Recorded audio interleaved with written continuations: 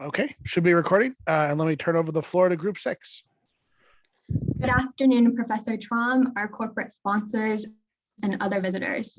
My name is Kaylee Porter, and I am a member of Group 6 here today with my fellow group and soon to be full-time amazing engineers. I will quickly introduce everyone that we have on the call. Starting off, we have Anderson Brunswold, Justin Forgas, Andrew Janey, Caitlin Nykum, Nicholas Porras, James Riggins, also known as Jimmy, and Samuel Stahl. Over the past 10 weeks or so, we have all been working very close together, powering through our design reports, our design reviews, while spending a lot of time over Zoom, making design choices, making really good design choices, going through lots of frustrations here and there, and powering our, and catting our hearts away. So today we'll be presenting the result of our countless hours of dedication and determination. So I would like to introduce you to our heliostat, referred to as ASM6. We will be running you through a high-level overview of the heliostat module, then taking a deeper dive into the 4 subsystems that make up our design, before finally revealing the price tag of the heliostat. I hope that you all are impressed with our attempt to be real adult engineers this semester, and we look forward to taking questions towards the end of our presentation. So here we have the big reveal of our heliostat. Here you can see the rendering of our heliostat module that we pride ourselves on. We were tasked to design a small-scale heliostat module that has a relatively low price and low solar concentration ratio to be competitive on the market and promote a movement towards solar energy technologies. And that is exactly what we did and accomplished throughout this past semester with our design that you can see here. That is small scale, 1.87 meters in length, as you can see, our low cost being made of almost entirely ABS. I don't know if you can tell that by this picture, but that is there. A 20-year lifetime made possible with our modularity capabilities, and lastly, an excellent solar concentration ratio. So moving on to our guiding design principles, the senior design project that we were tasked with was approached with the hedgehog concept to maximize efficiency in terms of ability to be easily manufactured, to perform to high standards, and be maintained for a 20-year operational lifetime at minimum. One of the aspects that makes the ASM6 heliostat module stand out amongst other designs is its modularity and innovative design solutions that provide it with a relatively low price tag. Our design promotes an extended lifetime usage with mirror modularity, where each mirror can be easily removed for cleaning and replacement. Additionally, the motors controlling the tilting of the mirrors are mounted in such a way that they can be removed in the case of malfunction due to sand or other factors. In terms of creative design to save money, the entire heliostat uses only 3 motors to control the tilting of our 4 mirrors, as well as circular rotation of the entire system. And this significantly reduces the price in comparison to having 1 or 2 motors per mirror. We intentionally brought the cost down as well for manufacturing by using single-piece injection molding to reduce the number of parts, as well as we are using 3D printing of ABS plastic parts, which on average are significantly cheaper than purchasing and manufacturing metal parts. So here again, you can see our heliostat module, and we have it broken down into 4 subsystems that we will get into next. So there is the reflective surface, actuation and tracking, the base, and module orientation. The first subsystem that we're covering is the reflective surface. Each of the 4 mirrors on our subsystem are set in a 2:1 aspect ratio, measuring 70 centimeters by 35 centimeters. This allows us to reduce the bending moment on each arm by keeping them narrower and maximize the area per module. The mirrors are traditional glass-covered silver backings with they're traditional mirrors. Each mirror is 3 millimeters thick, and from the manufacturer supports anywhere from 89 to 94% reflectivity. The manufacturer cannot guarantee an exact reflectivity, but with 3 millimeters thick, it's closer to 94% than it is 89. The silver coating is sealed and has integrity up to 300 degrees Fahrenheit. So there's no concern for delamination in the environment and should be adequate for the entire life of the module. It's adhered to a supportive ABS backplate, which adds rigidity and reduces sagging so that we have a truly flat plane to work off of.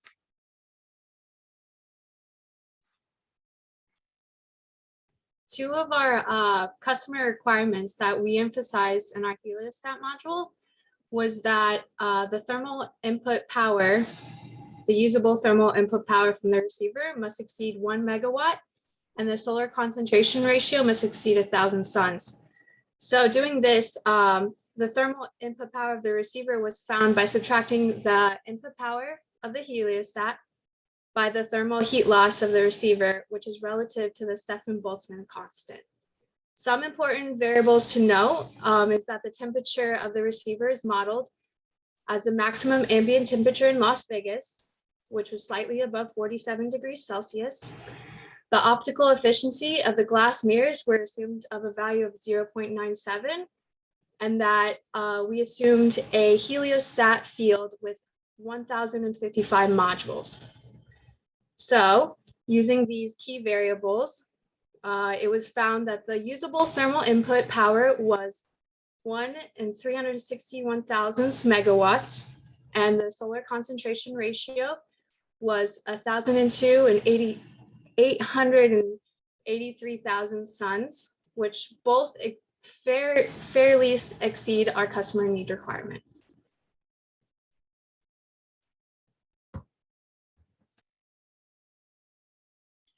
Throughout this process, an important idea was to track the customer needs through what the metric we're using to quantify them and how they ended up on the other side of our design.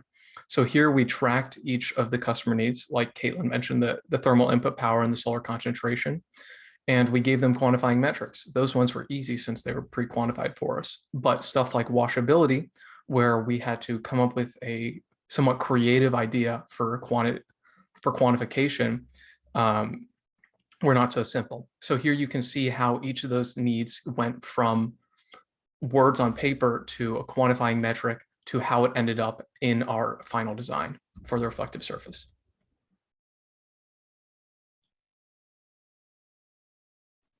Moving on to the actuation and tracking subsystem. This system is defined by 3 motors in the entire module. 1 motor is located in the base with 1 motor on either side of the T-bar design.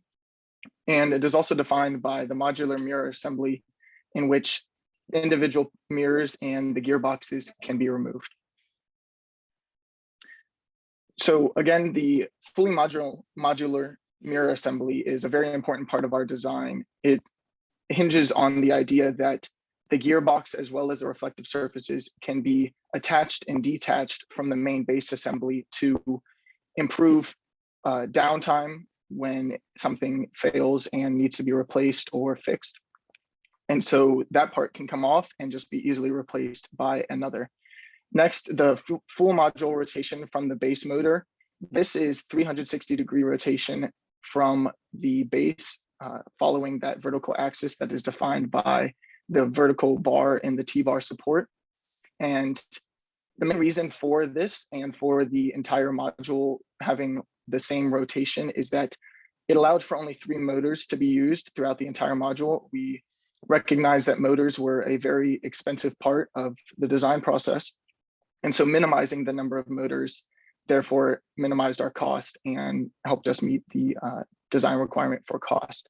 And one of the important aspects of the conditions in which the module is going to operate is sand infiltration and protecting these important components from the harsh conditions. Beginning with the modularity, this was accomplished by having tabs on the horizontal bar that indicate the placement of each subsystem onto this bar, and also provide support to prevent any rotation or slipping of these subsystems when they're added.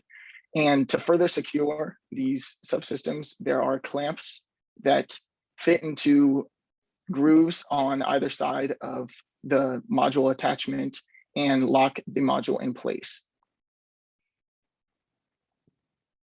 as you can see here, there's an animation of how the module is attached to this T-bar, and going through the different aspects are the mounting notch in which the module sits on and is locked into place through this hole that is located in the base of the mirror module.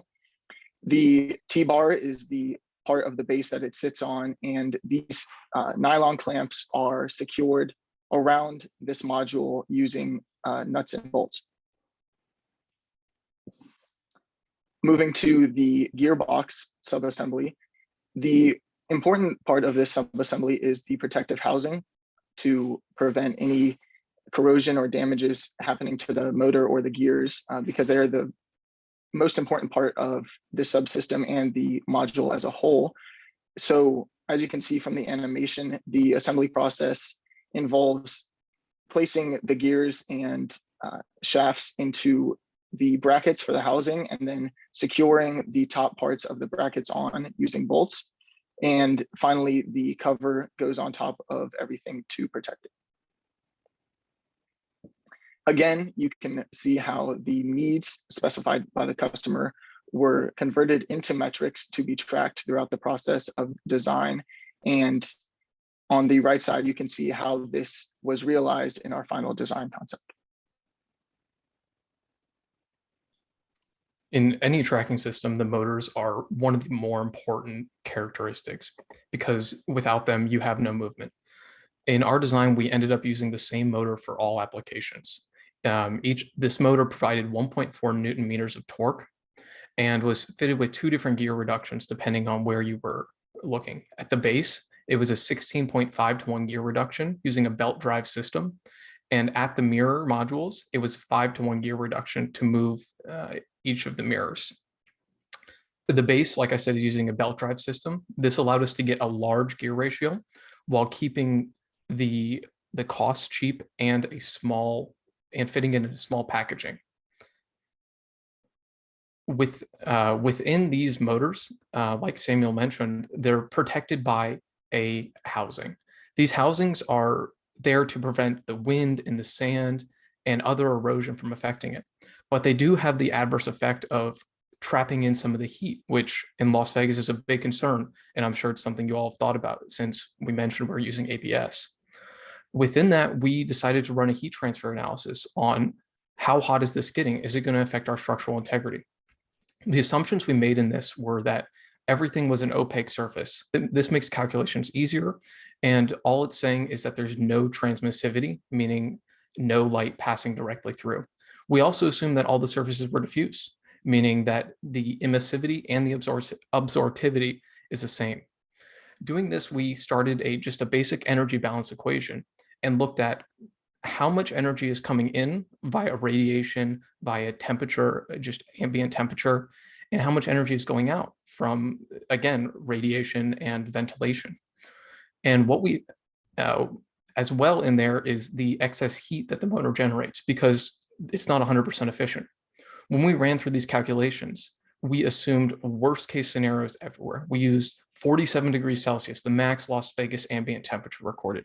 And we used 65 degrees as the sand temperature, 65 degrees Celsius. This gave us worst case scenario possible. It can't get any worse than this. And what we found was that the temperature of our ABS was 79.43 degrees Celsius. While far from optimal, this is well below the glass transition temperature of this polymer and shouldn't have any lasting mechanical impact on the structure. And from this, we found that heat won't be a concern. So the next subassembly that we're talking about is the base subassembly. So our base subassembly uses a T-bar support structure as well as an axial rotation system. The axial movement of the T-bar provides one of our 2 axes of control. On the following slide, we go into more detail on this. So this is an overview of our anchor and covering design. Our base sits atop of the concrete platform. The platform sits below the soil level, cementing our heliostat into the ground. The base plate and tripod support is fixed to the concrete pad using 3 concrete anchors. The base plate and ABS coverings are used prevent sand infiltration from the elements into our system, possibly hindering the performance of our base motor axial sensors and bearings. On the following slide, we look into the base system without the coverings. Looking at exploded views of our base assembly, the axial rotation of the T-bar is driven using a belt drive system. Belt drive system allows for reliable torque reduction and transfer from DC motor to the T-bar. The T-bar is supported using 2 low-running Teflon bearings and a needle thrust bearing. We chose the Teflon bearing because they provide suitable running performance given the low angular velocity of our structure. The support structure closely represents a tripod design. The tripod design allows for suitable clearance for the motor belt drive system compared to other designs. The tripod design also allows for suitable support of the upper bearing assembly. One of the largest changes employed throughout our design of the base was the decision to flip our motor and pulley drive system. Changing our design reduced the overall height of the base assembly and reduced our overall part count. The change reduced the part count because the motor mount could be added into the tripod design, and the pulley system prevented failure caused by lifting forces from the mirrors due to an interface between the pulley drive system and the upper bearing. What is not depicted in this slide is our sensor system. Our sensor system uses a 2D magnetic angle sensor or Holotech sensor to measure the angular position of our drive pulley.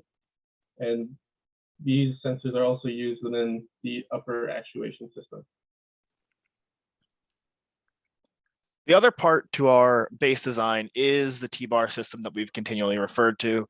You can see that is made up of this central shaft and another horizontal shaft that's all locked in place by a support arm, forming more or less a truss system. Also highlighted is without the modules, so you can see the locking tabs to which the module system's affixed to. To calculate the factor of safety for this, as well as to understand the minimum diameter required that we would have to produce, we performed a simple shear force and bending moment analysis, assuming that at the left side, it was a fixed positioning, because realistically, we will see some deflection at the end, but due to the central rigidity, there shouldn't be any movement here. All of the forces that you see here are point loads that correspond to the weights of the modules. Because we have 2 legs on each reflective surface module, we assume that half of the weight would go on one and half on the other. In this point load here of 5.26 newtons is for the gearbox assembly, whereas this vertical positive vertical force is assuming that all the support arm is directed straight up. Running this analysis, we did find that the maximum moment was 17,534 Newton millimeters, which is relatively low. And by combining that with a typical bending moment analysis of a circular cross section, we found that even at a relatively low yield strength of 13 megapascals, we had a factor of safety of 4. And I say that 13 megapascals is low because all of the research that we found in literature showed that ABS plastics range from, I think, about 13 megapascals to 65, with the average being closer to about 44 megapascals in yield strength. Therefore, we determined that with our design, we had more than adequate range and a more than adequate factor of safety so that the system would not yield and fail. And here you can see the customer needs matrices and mapping that we had for the base design and how we realized that. We met some of the low weight, like we mentioned before, by using ABS plastic. And another consideration we had to make was the wind speed resistance, and it was able to withstand a 90-mile-an-hour gust of wind, which is the highest wind speed ever recorded in Las Vegas. The final aspect of our heliostat is the module orientation. The module orientation is simply 4 inline mirrors as the whole module. We went through a lot of design iterations for this, And we did end up finding that to prevent shading and make the simplest design, that it was by far the best to just go with kind of, if it's not broken, don't fix it, something that we more commonly see in regular heliostats. So as we said, 4 70 centimeter by 35 centimeter mirrors, leading to a total reflective surface of 0.98 meters squared per module. Our customer need that we are given here was staying under a meter squared per module. So this was more about maximizing the amount of reflective area we had while still maintaining a low weight and not any shading by other mirrors.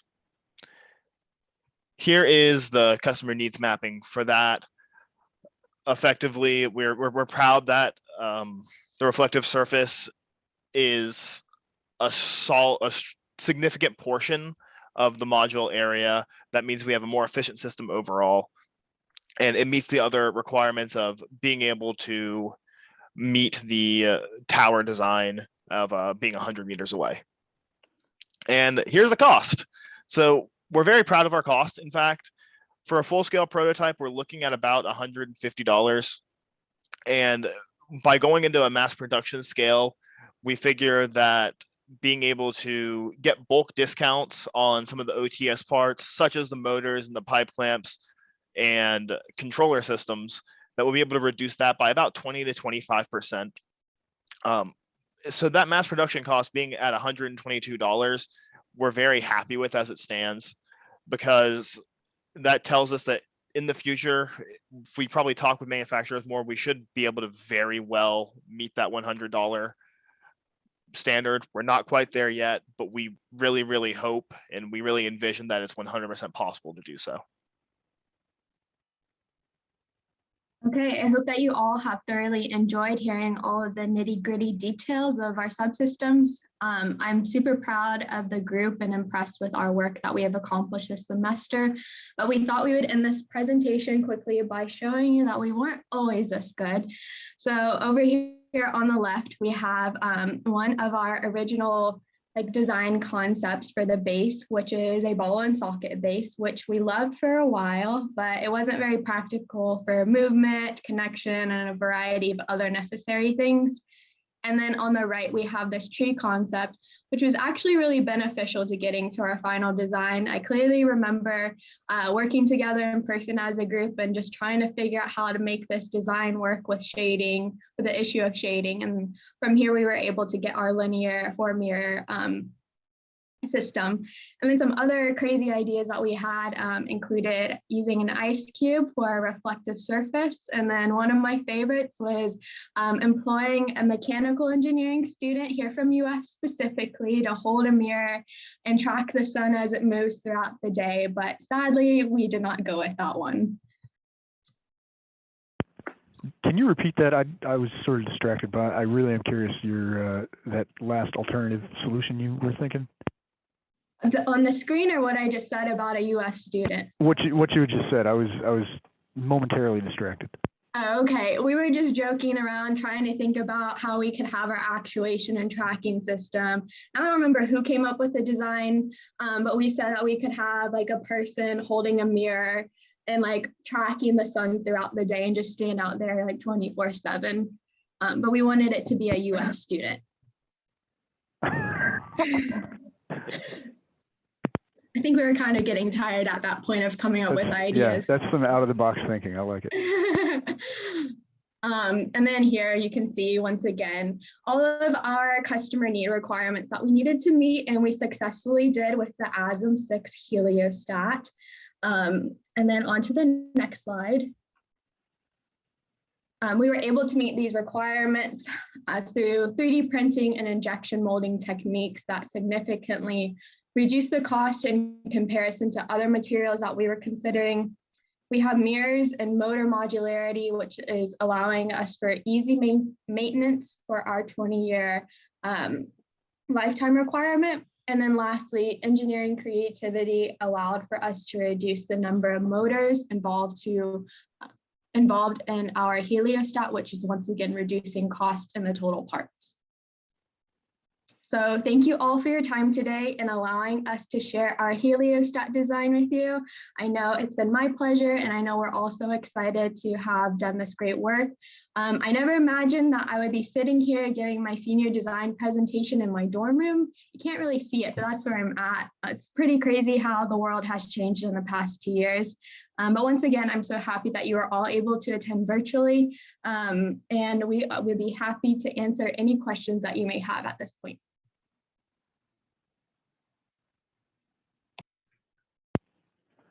Yes, this is Tom Singer from Northrop Grumman. The first question I'm going to ask, you've got 3 motors here, and one is controlling azimuth, and then 2 are controlling elevation of 2 mirrors each, right? Yes, that is correct. Why not 1 to control elevation? Yeah, thank you for that question, Tom. And I'll just say, I think it's a great point. It's definitely something we'd look at in the future, iterating over some more concepts. I know that this change here where we have just 2 motors for the elevation control, 1 or each controlling 2 mirrors, that was something we got to by reducing from 4 with having each mirror its own motor. So I think that is definitely the next step. We didn't look I think too you're going the hard right to direction. that. Sorry, what was that? What does a motor cost you? I'm not sure our exact cost. Caitlin or Andrew? Yeah, I'm pretty sure it was around 11 something per motor. Okay. Yes, it was, So I guess it's you're a little definitely a bit good closer chunk to of your our target off-the-shelf. cost. Yeah, between the motor, the gear, the mounting, that gets you closer to your target cost. All right, so I definitely appreciate you showing customer needs. I love that. Since we're looking at this particular picture, do you have clearance between the sidewalls of your enclosure to get over that gear? I see the bulge for the gear is somewhere like more than 180 degrees, right? If that's not tangent, I question whether you've got clearance there.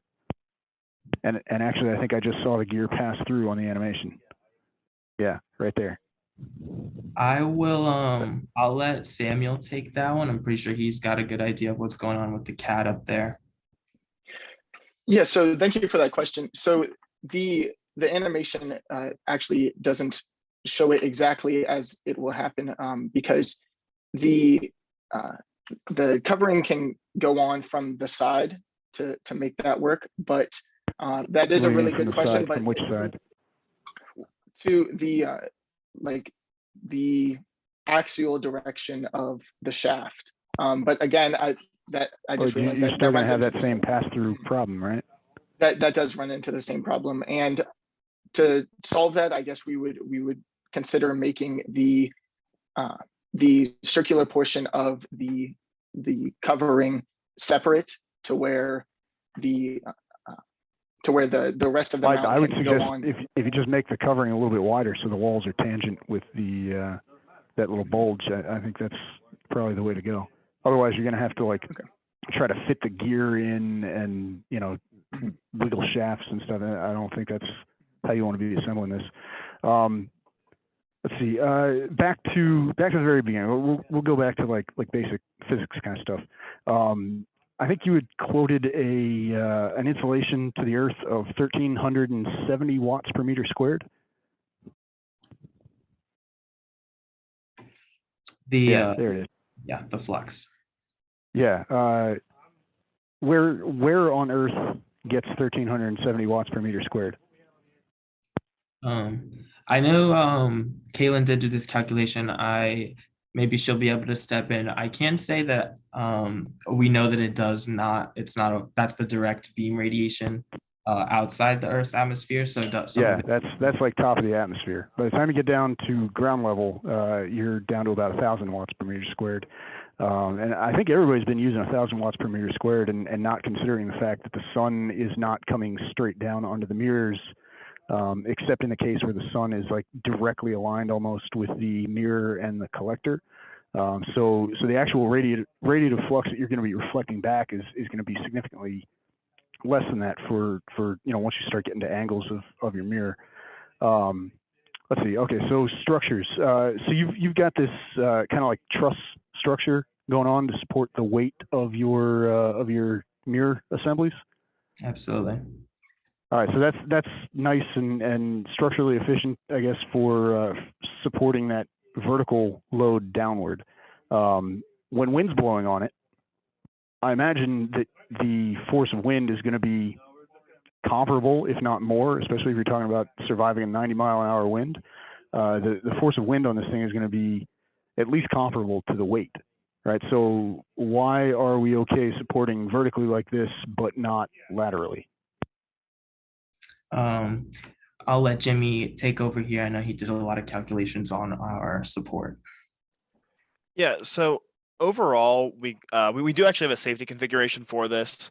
So the mirrors would go parallel to the ground to provide a little bit less wind resistance. So the wind force is acting a little bit less strongly on the system. So what wind speed can you survive?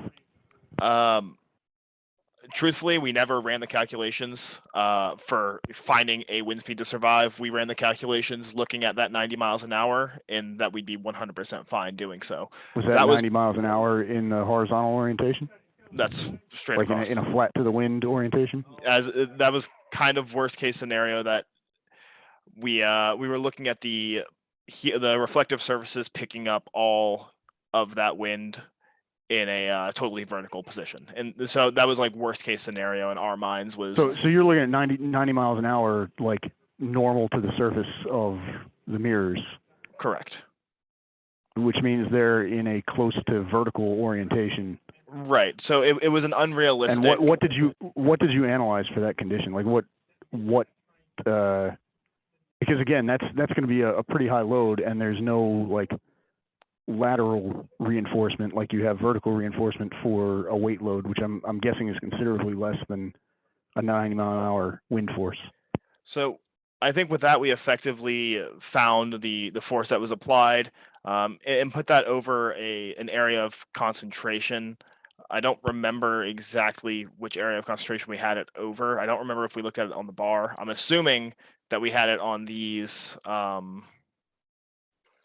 little shafts here, and even through that, in that unrealistic scenario, at your worst case wind speed, that the yield strength should still not be met. It should still fall well under the yield strength. What are those shafts made out of?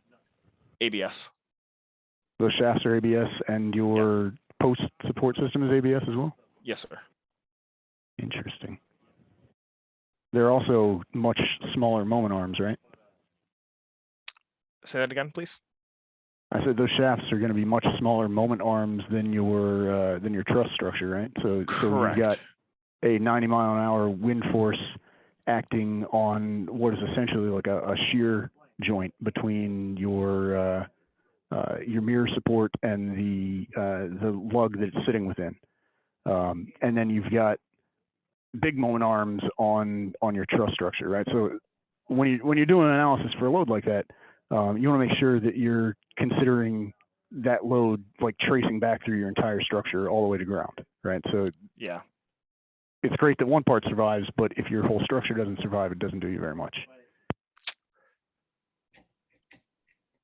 Understood. But I agree that a 90-mile-an-hour wind, you can orient flat to the wind and reduce the force on your structure, which would lead me to the question: what wind can you survive? And nobody's really addressed this. How often do you see that wind? Like, how much downtime are you going to have because it's too windy for you to properly orient your mirrors? So those are the kind of questions that I'd be interested in regarding wind. Right. That's definitely a very good question. Something I wish we had answered. We hadn't answered to, but it was our goal was more or less just making sure that the system wouldn't fail under worst case scenarios. Yeah, but I don't think you've done that. And one more before I'll let some other folks go. You mentioned that you're 3D printing stuff. What exactly are you 3D printing? Well, the idea for the 3D printing, Tom, is that we do that for the prototype and see how things work out with that. And Okay, so that's not a production. And then we want to do methodology? injection molding for the mass production. Okay, excellent. Thank you for all those things to consider, by the way, Tom. We do really appreciate that.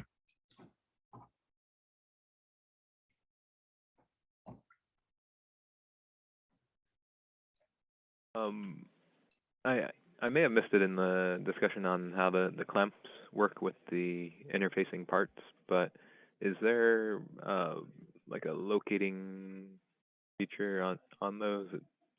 On that one slide, okay, mounting notch. So that's good. So as long as you have some amount of clamp force, you're going to be able to keep the assembly from rotating around the pole.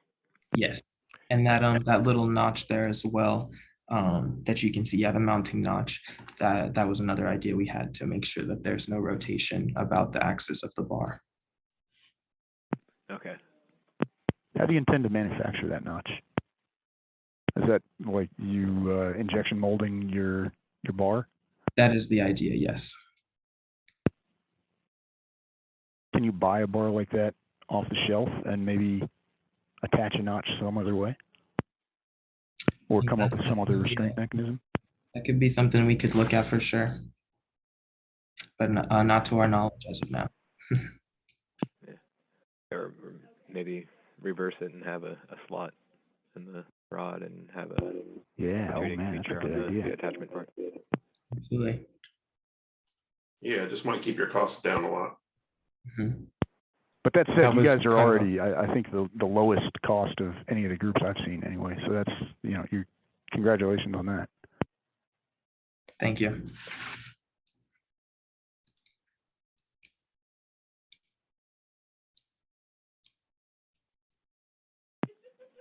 Was there a calculation for the wind force and moment on the concrete to kind of make sure this doesn't tip over? I'm not 100% sure. We definitely don't have it in the presentation, and I'm not sure if we have completed that yet. Andrew, do you know about that? Yeah, so we ran an FEA simulation in the past couple of days that isn't in the presentation. And what we analyzed was what kind of force with the max operable wind in the worst case scenario, aka the wind facing normal to the mirrors, is going to induce on the entire system. And then we input that load directly into the tripod to see what kind of forces it could withstand. And even with that load, we had a factor of safety in the tripod of 3x. I think Brad's more looking at like pulling those expansion bolts out of the concrete. Yeah, or if the whole block of concrete goes with it. No, we haven't ran anything like that yet, although that's a good consideration You're kind now of that we top don't know heavy. the truck. Yeah. Or not necessarily top heavy, but you got a lot of area up on top that can catch wind. Absolutely. We'll definitely look at that lift force.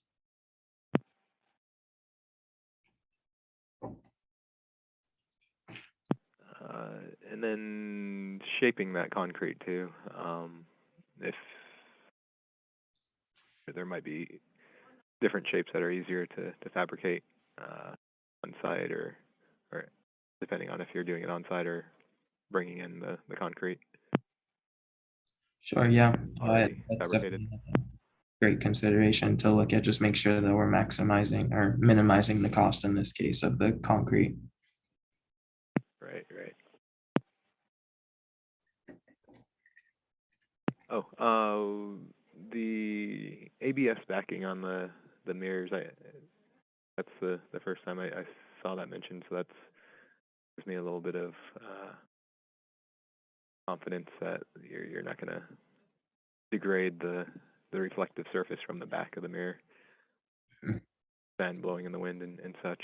As far as being kind of supported in the middle, and then the mirror heating up in the sun, was there a calculation to see how much air will kind of sag under or the weight of itself? I Middle am of the day, pretty on the confident. condition. I'm pretty confident in saying that the idea is that the ABS backing is providing that support such that there is no deflection and that any moment that is created on the mirror is well supported to prevent any sagging or deflection. Okay, yeah, the mirror will probably get pretty hot though in the And potentially like midday heat the sun. ABS. And yeah, and that'll heat the ABS, and then the ABS will get it a little softer. But I see. I'm not I sure think how that's much definitely softer and I- what temperature you'll see. I can say that I know for a fact we didn't look into kind of the yield properties, I'll say, or the deformation properties under heat, but we have run a couple of tests, not tests, but of equations in the past looking at that kind of heating effect that the mirror is going to have. We looked at it in terms of adhesives, in fact, and I don't have the numbers right off the top of my head. I could try to look them up right now, but we knew for a fact that they wouldn't, that no adhesive would fail because of the mirror heating up too much. And I think, and obviously I don't know for an exact fact, but I think that value was low enough to not only not affect the adhesive, but it's also still low enough where the ABS shouldn't be heated too much and start to deform or start to lose some of its integrity. Right, because small deflections will mean that the part of the mirror might not hit the target when reflecting the light back. Absolutely. Another good consideration. Thank you, Brad. No problem. Thank you. Okay, so we are at the end, actually 2 minutes over our scheduled end time. So probably good to wrap it up there. So I want to thank you guys for sharing your presentation with us. Really nice job. I like the animations, and I like this is sort of unusual, the sort of retrospective, tying it all together. What did Kaylee say? You guys were trying to be adult engineers, something like that. So I like that. You sort of tied it back to the class. It makes me feel like, I spend the entire semester, Sean and I, Dr. Nemi and I spend the entire semester teaching, and at least some of you are listening. So that's appreciated. So thanks for that. And like I said, I'll stop recording and then hand the reins of the meeting, the host of the meeting, back to you guys. So if you want to debrief, you can use this space to do that. So let's